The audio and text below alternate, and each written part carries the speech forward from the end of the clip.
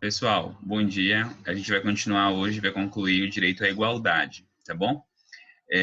Vou deixar um texto muito interessante do professor Calmon de Passos sobre o direito à não discriminação, no seu aspecto negativo e no seu aspecto positivo. Olha só, a aula passada nós finalizamos vendo os conceitos gerais sobre o direito à igualdade e falando especificamente sobre a possibilidade de diferenciação. Lembram disso? A gente conversou sobre se é possível ou não eu estipular diferenciações, mesmo tendo sido assegurado o direito à igualdade. A gente viu que é possível, que eu possa estabelecer diferenciações. Posso sim, Bruna. Na verdade, a Larissa já comentou comigo do teu caso e do caso dele de Neiva, tá bom? Eu só não corrigi, eu só não resolvi porque eu estava finalizando os tarefas no final de semana, tá? Mas eu vejo sim. Sim, aí a gente conversou então sobre essa possibilidade de diferenciação. Hoje a gente vai conversar sobre alguns casos um pouco mais específicos, tanto do mundo como um todo, quanto no caso do Brasil, tá bom? Alguns precedentes do Supremo que são relevantes para nós estudarmos direito à igualdade. Olha só, gente, talvez o caso mais emblemático, assim, o caso mais,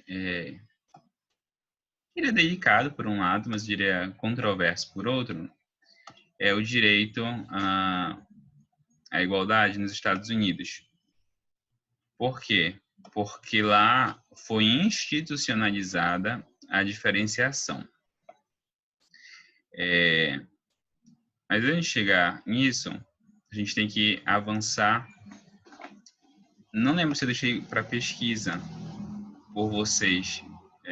Realmente me esqueci. Falei para vocês pesquisarem sobre a teoria do impacto desproporcional? É bem provável que sim.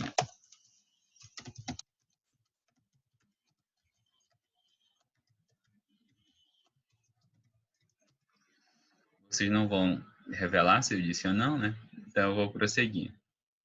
Gente, olha só. Finalzinho da aula passada, a gente concluiu dizendo assim, olha, a desigualdade ou a diferenciação, ela pode ser uma diferenciação direta, ou seja, ela é expressamente estipulada em alguma norma e diz, olha, isso aqui é só para brancos, ou isso aqui é só para negros, ou isso aqui é só para mulheres, ou isso aqui é só para homens, e por aí vai. Então, assim, a discriminação direta, ela é visível, porque ela é explícita, ela é dita. Em geral, ela é proibida, mas existem algumas hipóteses nas quais ela é justificável, tá? A gente já conversou, né? Se existe algum interesse legítimo amparado pela Constituição, ok. A indireta, ela normalmente é prejudicial, ela normalmente é negativa. Por quê? Porque ela não está prevista em nenhuma norma, mas ela ocorre na prática. Ela ocorre na hora da aplicação da norma. Perfeito. Então, olha só. Alguém chegou a ler o que é a teoria do impacto desproporcional? Alguém chegou a dar uma olhada?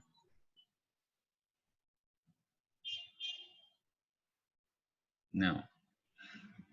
Vocês são honestos. De sinceridade, eu não posso reclamar.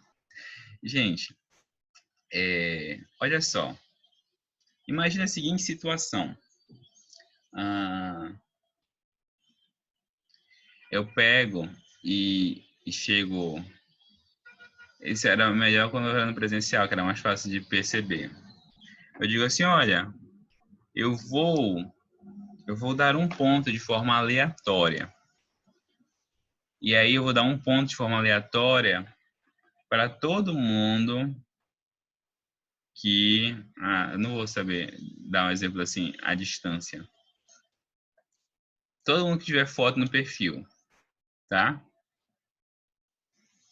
Todo mundo que tiver com a foto aqui na descrição, eu vou dar um ponto. Ok, parece realmente aleatório isso. Parece uma situação completamente aleatória. Mas imaginem que todas as pessoas que estão com a foto no perfil são pessoas brancas, por exemplo. É uma hipótese. Nossa, bem que esse exemplo não é bom. Eu vou para os exemplos históricos, que é melhor. Eu vou para os exemplos históricos. Olha só, imagina isso em uma empresa. Então tá, nessa minha empresa eu tenho pessoas brancas e pessoas negras, tá?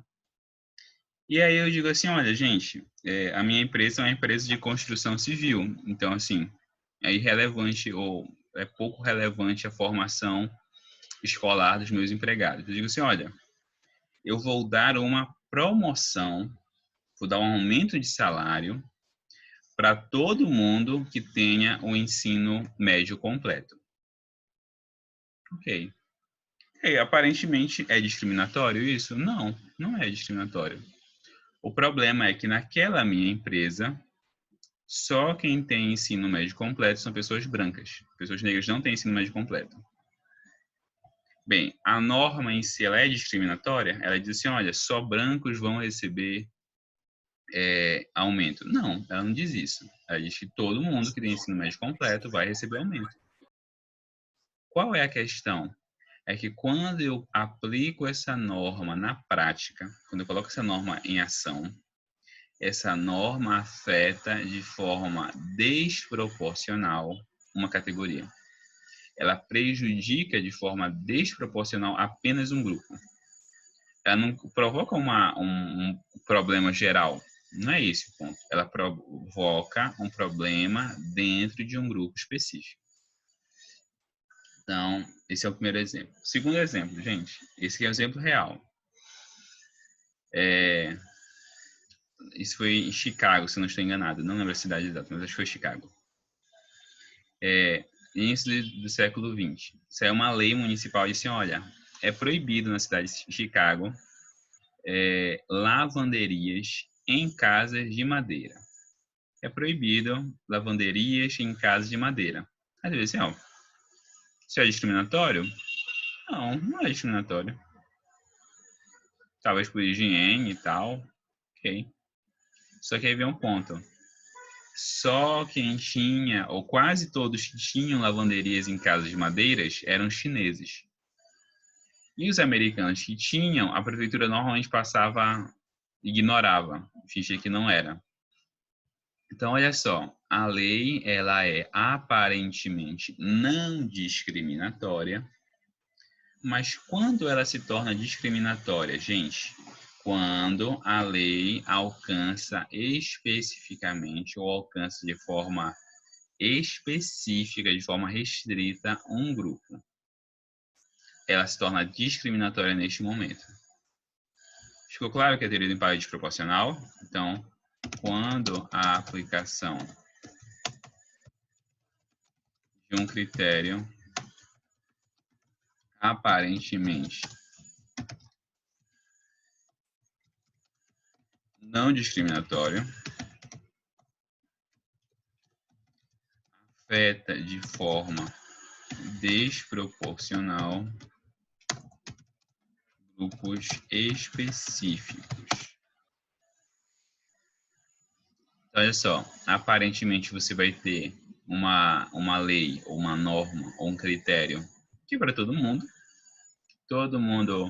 pode se beneficiar dele, mas na prática, quem se beneficia dele é apenas um grupo e quem é prejudicado por ele é apenas um outro grupo, tá? Essa teoria ela foi muito notada nos Estados Unidos na época da segregação racial americana.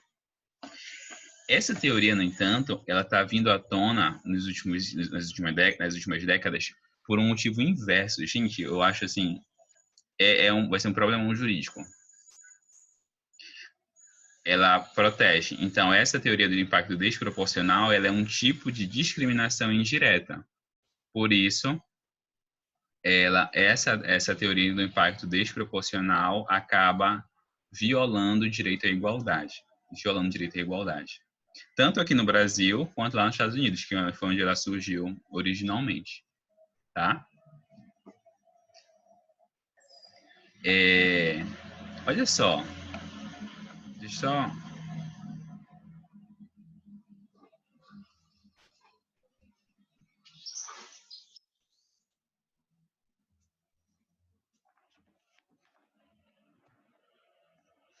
Olha só, ficou claro? Respondendo a pergunta, Larissa? Era isso?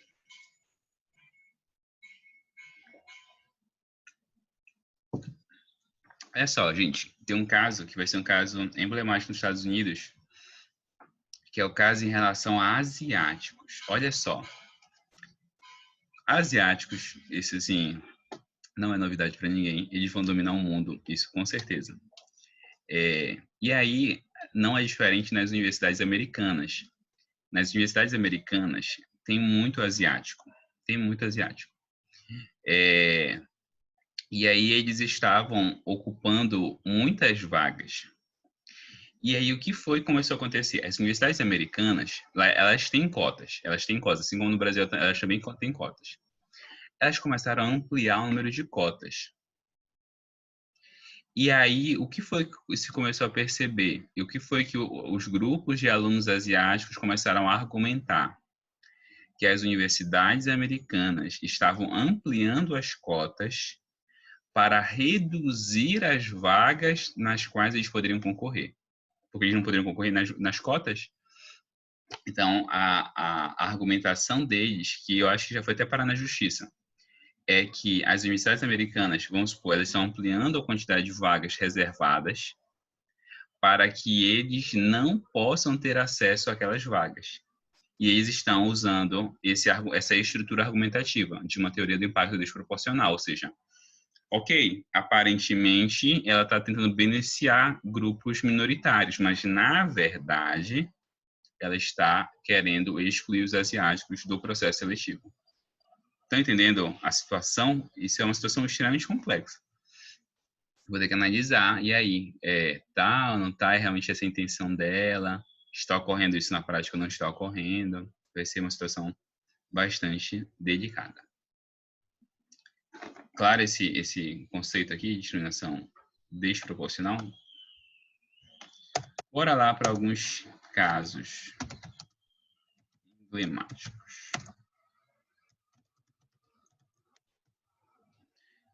O primeiro caso emblemático, gente, é a doutrina americana do separate but equal.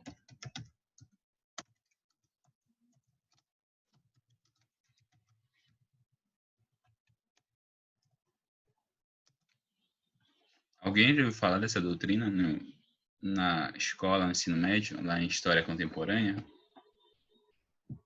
Matéria do terceiro ano do ensino médio.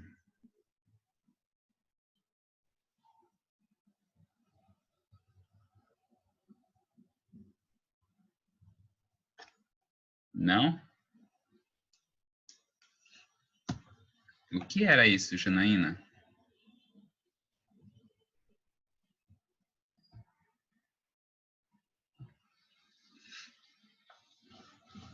Olha só, gente. Durante a segregação, chamado período da segregação racial americana, surgiu uma doutrina que era a seguinte. Olha só.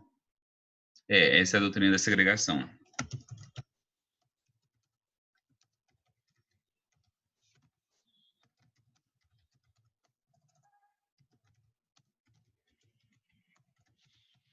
Segundo essa doutrina, gente, eu poderia não violar, deixa eu colocar em termos propositivos, não violava o direito à igualdade ou era compatível com o direito à igualdade o tratamento diferenciado entre brancos e negros, desde que os mesmos serviços fossem assegurados a um e a outro. Então, olha só. Segundo essa teoria, não violava a igualdade, tratamento diferenciado entre brancos e negros, desde que os serviços, desde que fossem oferecidos os mesmos serviços.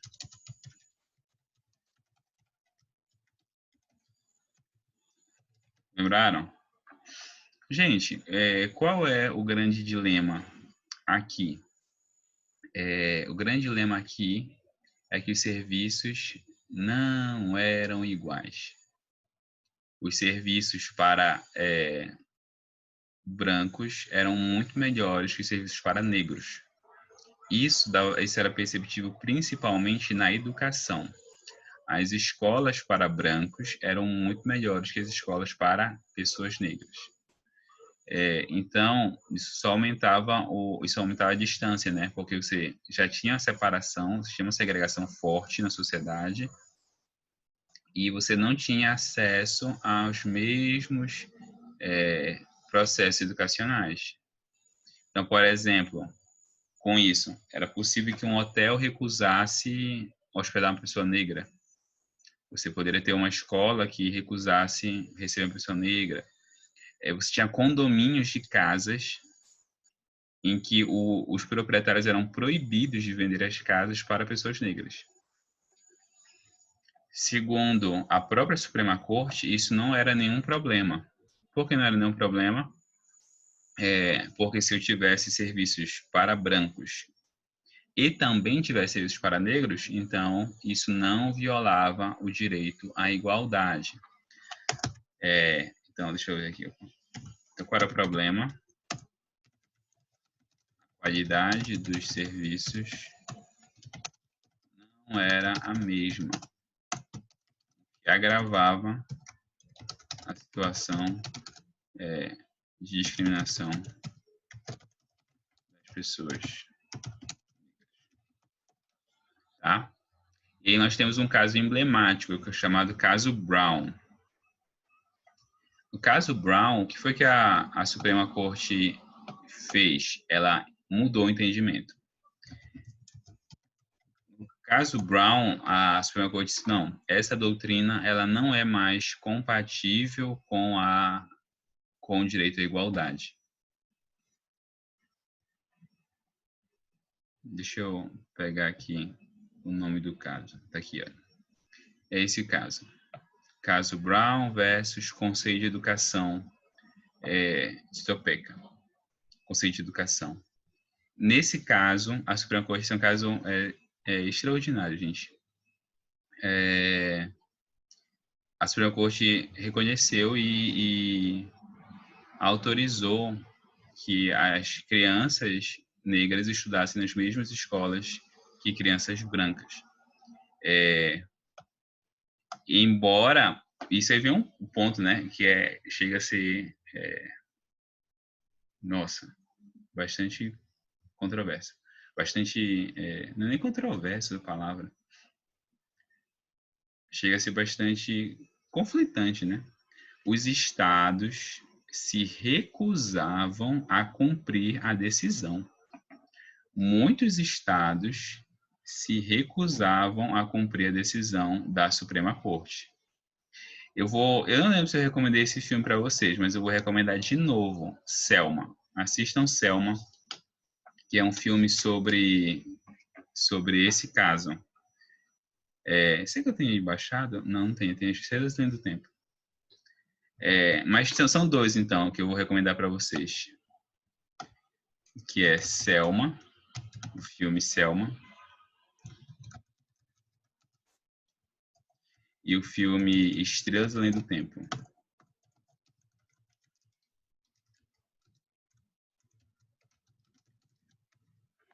Estrelas Além do Tempo eu tenho aqui. Posso até mostrar depois essa cena da discussão dela com o juiz. Vale a pena. Mas ok, ficou claro isso? Então, caso Brown,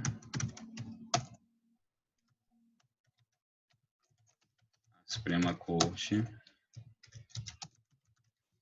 dos Estados Unidos reconheceu a incompatibilidade entre essa doutrina e o direito à igualdade. Ok? Perfeito. Bora voltar para cá, gente. O segundo caso é um caso no Brasil, que é o caso das cotas raciais. As cotas, bora lá. Primeiro, o que são cotas, gente? O que são cotas?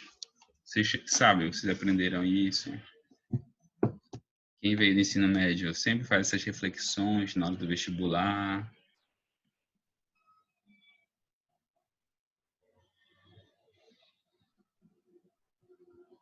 O que são cotas?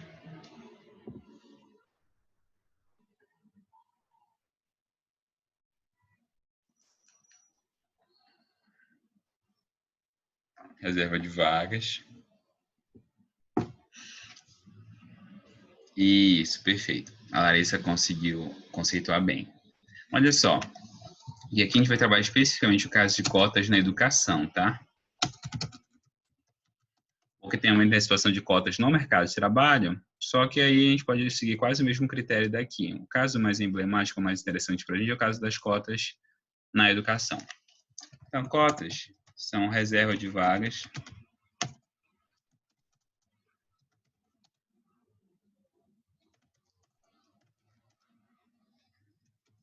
para grupos hipossuficientes, a gente vai dizer, né, para grupos minoritários,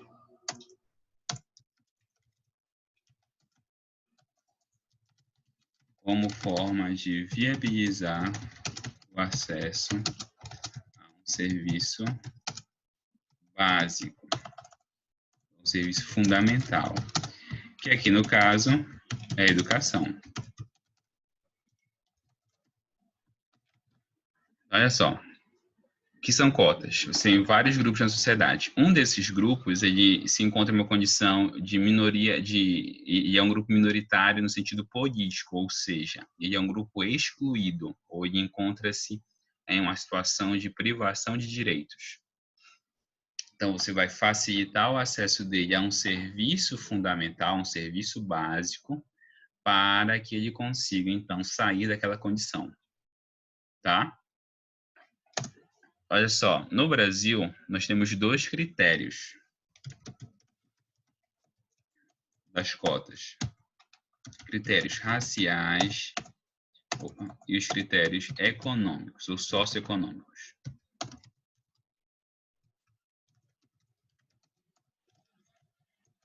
Tá, bora lá analisar caso a caso.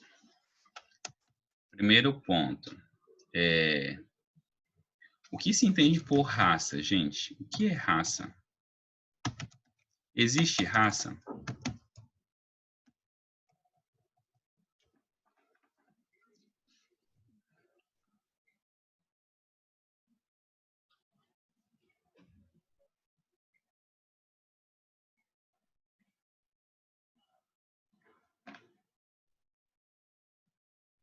Hein?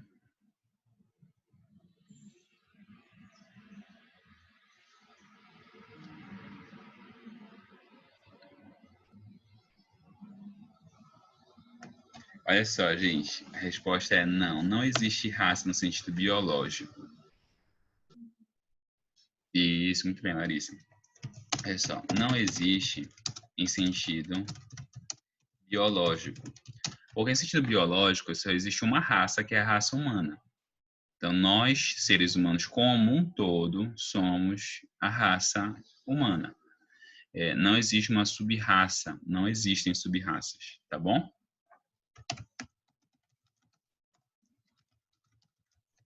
Professor, mas se não existe raça, o que a gente pode falar como racismo ou algo do tipo? Pois é, aí se vê um ponto. Se não existe raça, posso dizer que não existe racismo ou algo do tipo? A resposta, não. É claro que existe racismo. Então, não pro não, né? Então é sim. Então, eu não posso dizer que não existe racismo. Existe. Só que esse racismo aí não se dá em base biológica. Consequentemente, raça é uma construção ou é uma afirmação social. Nós socialmente identificamos alguém como raça ou não. Nós socialmente identificamos alguém como formando um grupo específico de pessoas ou não. Então, olha só, raça, consequentemente, é uma afirmação social.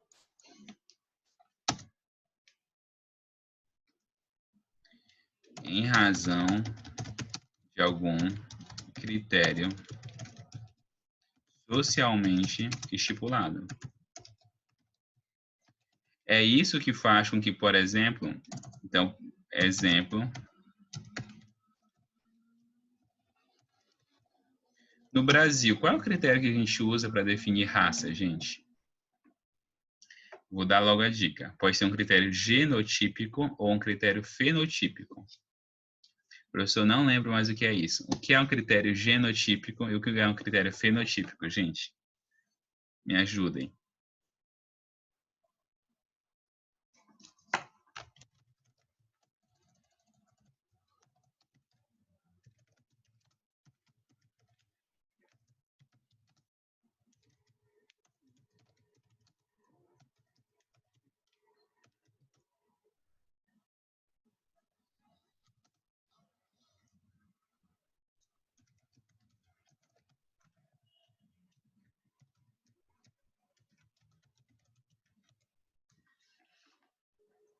Gente, critério genotípico é o critério da ascendência genética. É se você decorre geneticamente de um grupo ou não. Então, você tem um grupo X e os descendentes dele são vinculados geneticamente a eles. Esse é um critério genotípico. E o que é um critério fenotípico? É um critério da aparência, da cor da pele, da estrutura dos olhos, da estrutura do rosto, do porte físico. Esse é o critério fenotípico. E tem o critério da cultura, por exemplo. Esses são só exemplos, tá? O critério da cultura, que é quando você tem um grupo que é extremamente diferente um do outro, e aí você identifica ele como sendo uma raça distinta. Pode ser o caso dos indígenas na região amazônica, tá bom?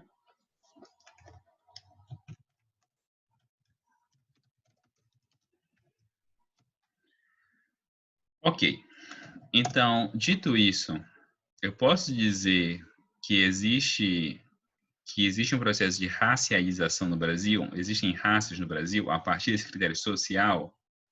Sim.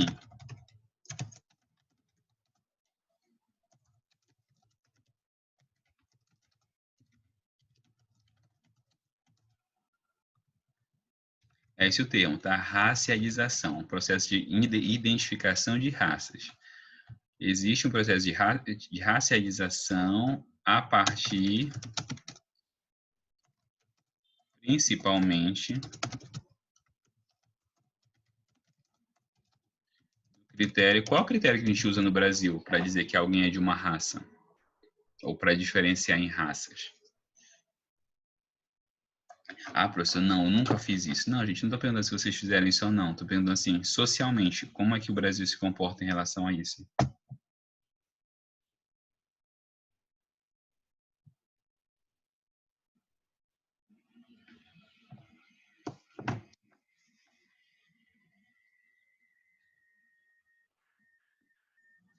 Como é que a gente divide as raças no Brasil? Primeira pergunta, tá. As raças no Brasil são essencialmente brancos e negros. E o pardo está ali, coitado, sempre sendo empurrado de um lugar para o outro, conforme a intenção do interlocutor. Mas olha só, o que a gente define para ser alguém de uma raça é a ascendência genética? É isso que a gente usa? Ou é a cor da pele? O que é que vocês me dizem?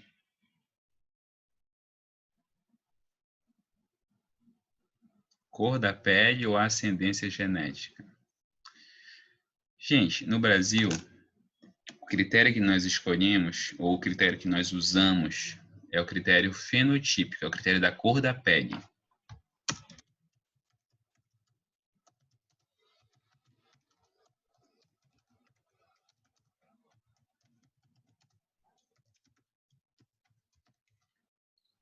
Professor, o que é que isso significa? Olha só, nos Estados Unidos, por exemplo, ele usou o critério genotípico. Eles usam o critério genotípico. É por isso que lá, se você tem um ancestral negro, até 8, não, 4 gerações, eu acho.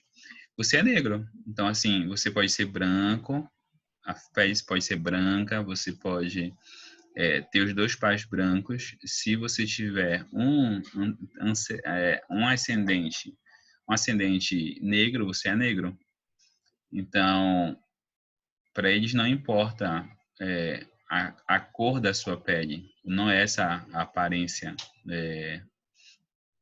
que importa. O que importa é, de novo, os seus laços. E tinha até uma doutrina para dizer isso. Basta uma gota de sangue. Se você tiver uma gota de sangue negro, você é negro e acabou, tá? No Brasil, não. No Brasil, isso não é muito relevante para a gente. O que é relevante para a gente, na hora de definir alguém, é a cor da pele.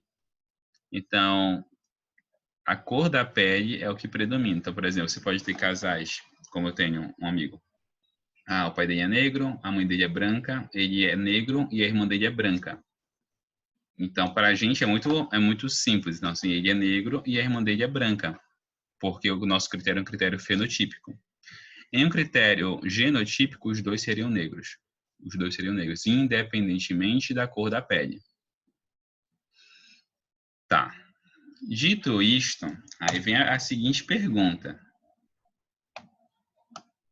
Qual é a dificuldade para implementar esse tipo de cota no Brasil?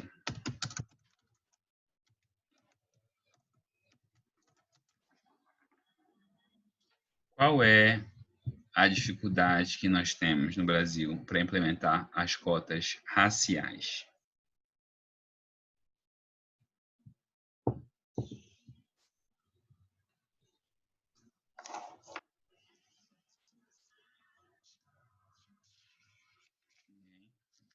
O que vocês me dizem?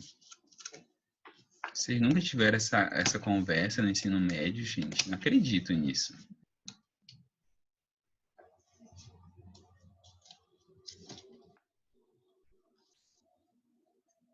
Qual a dificuldade das cotas raciais no Brasil?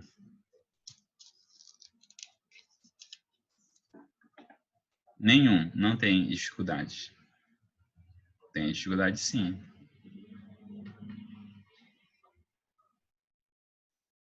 Gente, a principal dificuldade no Brasil é devido ao grande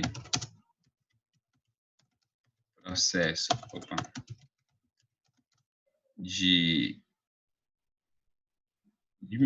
pode ser mistura, né? Mas o grande processo de casamentos.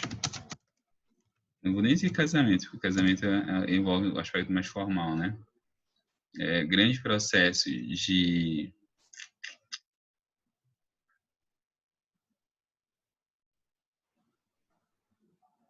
mistura, vou colocar assim, de fenótipos. Em muitos locais, a distinção fenotípica é difícil. Não é nem difícil, é extremamente difícil. Vocês estudaram no ensino médio que o Brasil ele passou por um processo que foi uma tentativa de branqueamento. Todo mundo estudou isso, né? Uma tentativa de branqueamento da população, em que você promovia ou incentivava a mistura fenotípica como uma forma de clarear a população.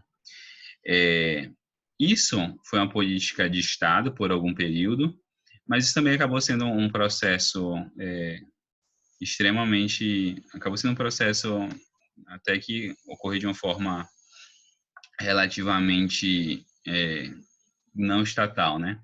O Brasil, então, nesse sentido, aí teve muitos relacionamentos, muitos casamentos que a gente chamaria de casamentos mistos, né? Pessoas brancas e pessoas negras, e entre pessoas pardas de diversos tipos.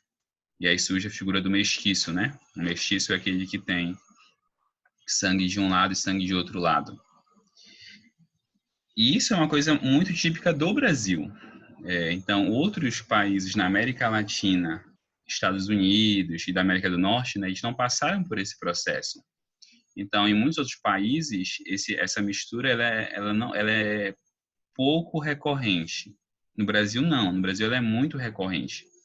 Então, a grande dificuldade no Brasil é identificar esses grupos fenotípicos.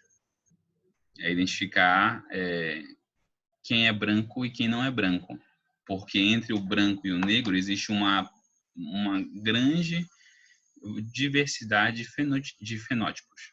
Uma grande diversidade. E aí, na prática, isso é um problemão. Por que isso é um problemão? Como é que eu vou definir se a pessoa é branca ou negra, considerando que o pardo é negro? Então, olha só, quando a gente fala de negro, aqui já vai uma observação, né? Eu falo de duas categorias. O negro é o preto e o pardo. Preto também é um termo técnico, tá? Então, negro é um grupo que abrange dois conceitos, pretos e pardos. Então, assim, o pardo, ele é negro. Então, ele tem direito a cotas. Só que é muito difícil identificar a separação entre pardos e brancos, em alguns casos. E aí, como é que você faz? Qual é o critério exato para você definir essa distinção? É muito difícil, tá bom?